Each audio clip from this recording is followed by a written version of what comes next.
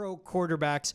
We know a division that has two of the best you can have in the NFL, and that's the AFC North. We've been ranking all these quarterbacks division by division. Yeah. We've done the AFC East.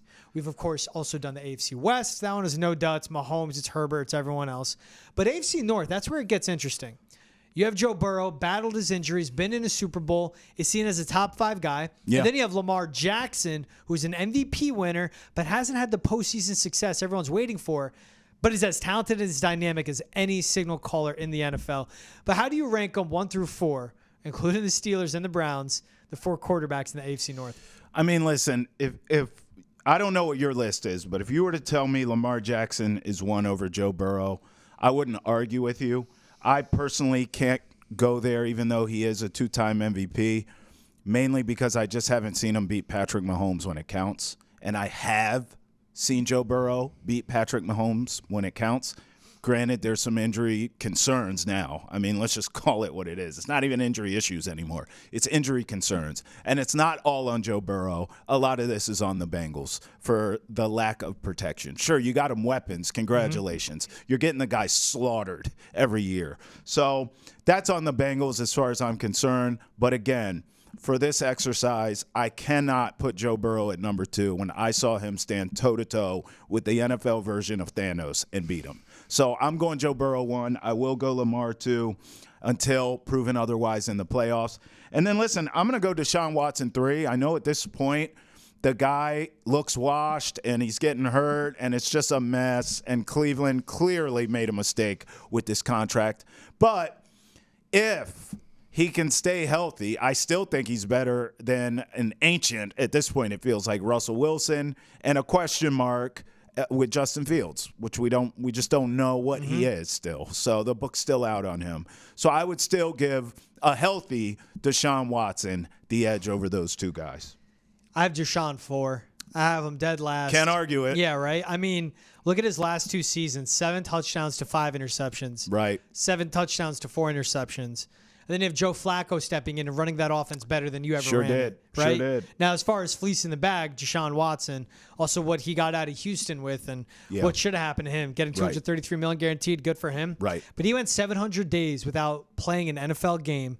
And even now, 2 seasons back to football, still looks absolutely terrible. Yep. Because when Deshaun Watson, the quarterback, and I'm only talking about the quarterback here, when he was at his best on the field, he was top 3, elite, top 5 in the NFL. Yep. Dynamic playmaker, great passer, accurate as hell. Leader. And with him, it was him and DeAndre Hopkins. Yep. And sometimes he had to do it all on his own because the Texans as well didn't surround him with the best rosters you can think of. That's right. But what he is now with the Cleveland Browns, unless he comes out and completely stuns me in season 3 with Cleveland and is 100% healthy and makes the biggest jump, to me, he's dead last in this division when it comes to quarterback talent. He's terrible, but it speaks to how good of a job they are doing building that roster in Cleveland with how elite that defense is and how great of a receiving core he has, and also what they overcame last year, losing their top 3 tackles, losing Nick Chubb and still getting to the playoffs and winning a game. The Browns, great team. Their quarterback, one of the worst. And if they actually got that position right, even in the most minuscule way of like a middle of the pack guy, this team would be so much better. But that's, to me, that's how bad Deshaun Watson is with how good everything is around him. And he just continually looked like absolute crap all season long, last 2 years. Tell us how you really feel. Number 3, man, to me, it is Russell Wilson. Oh. And I agree. He's washed. He's washed, right? But his last 2 seasons with an actual offensive coordinator, 25 touchdowns, 6 interceptions, 26 touchdowns, 8 interceptions.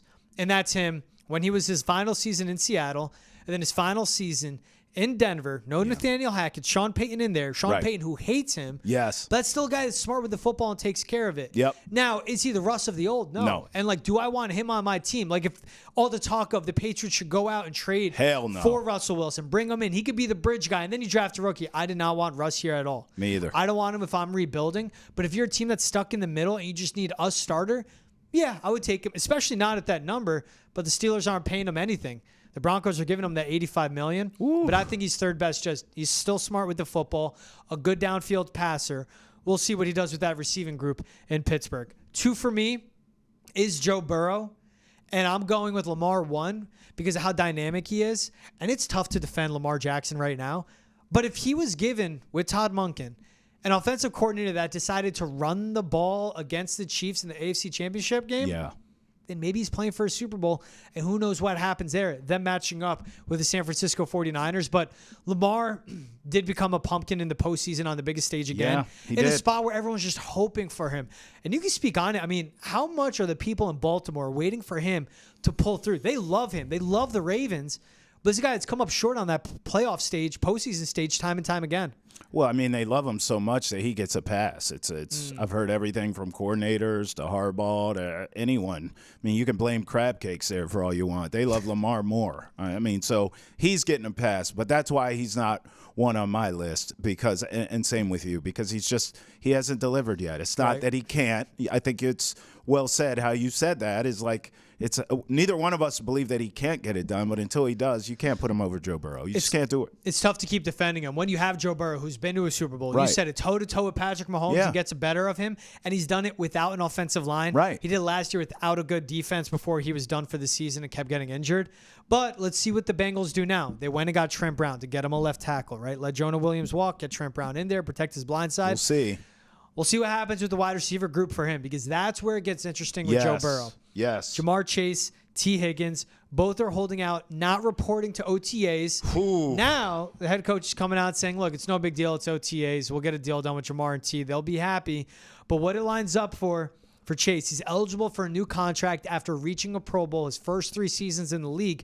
And again, I mentioned at the top of the show, he's part of that 2021 draft class. Devontae Smith has gotten paid. Amon-Ra St. Brown, who's a 4th-round pick, has gotten paid. Nico Collins has gotten paid. Just got it. Now, Jamar Chase is looking around and going, I'm top 3. At worst, I'm top 5. Those guys aren't in my even zip code. Y'all got to pay me. But this is what's going to be interesting if they get a deal done with Jamar Chase. And can they get one done with Jamar Chase and T. Higgins to keep 2 elite receivers in that city? I don't think so, George. I think Chase is going to get whatever he wants. I think he'll be the next highest paid wide receiver. Fine. But I'm going to tell you, I think T. Higgins is probably going to realistically get a Nico Collins-like deal. I really do, and it's not going to be from the Bengals. 3 years, $75 million for Nico, $52 million guaranteed. I mean, listen, if I asked you who's better, T. Higgins or Nico Collins, it feels kind of like a push to me. We don't know if T. Higgins is a true number 1, but we kind of think he is. I think he's going to get paid from somewhere, and it could be New England down the line, right? It could be. $46 million. It could be, but I do not believe that T. Higgins and Jamar Chase will coexist in Cincy in a year. I just don't. And even think about it like this. If the Patriots want to trade for him, all the talk of Juju Smith-Schuster and Keegan, we all agree he's on the bubble. Like, that's a guy, keep him, you don't, I don't care. If they cut him, he will only cost him $2 million more in dead cap. They're paying him $10 million this year. If they cut him, they'll have to pay him $12 million. But it's not $12 million in dead cap. It's $2 million more they would have to pay. They don't save by cutting him. All right, so that cap number goes from $46 million to $44 million this year, and it'll grow the next few years. You have him off the books next season, save a lot more money. What's the price for T. Higgins? Because that's someone you have to trade for, but then you're going to have to pay for him. Do you think it's a Nico-like deal? For T. Higgins, yeah. I think the number's fine. I think what it's setting up to be, because Nico Collins, 3 years, $72 million, $52 million guaranteed. Devontae Smith, 3 years, $75 million, $51 million guaranteed. It's all that same class. So if you trade for T. Higgins and give up a second rounder for him, which you said is the price for a starting receiver, which you did with Jalen Polk. You got Javon Baker later. But if you give up a second round for next year's draft or the draft after, or maybe a second and a third, depending how you stagger them, right? How you space them out. You get them in, and then you give them that 3-year extension where it's worth up to $80 million with $54 million guaranteed. So you're only overstepping Nico Collins by $2 million. Or look at Amon-Ra St. Brown. He got $77 million guaranteed. 24 this upcoming league year. What do you give for T. Higgins? That's going to be the big question. Jamar Chase is going to go out and get $80 million guaranteed. He's going to get whatever he wants. But T. Higgins, if you give him $55 million guaranteed, and he can earn up to $75 or $80 million, he'll be happy. And you have him for the next 3 years. Guess what? That's the next 3 years before you have to pay Drake May. And I think that's what works with T. Higgins. You got to figure out your tackle spot too. And listen, again, going back to this, we're not sure if T. Higgins is a true number 1. We think he could be. But you better damn well believe he's a number one today if he steps into that New England Patriots wide receiver room. There's no doubt about that, George. So if I'm him, you can get the cabbage, you can get the bag, and walk in and be the man.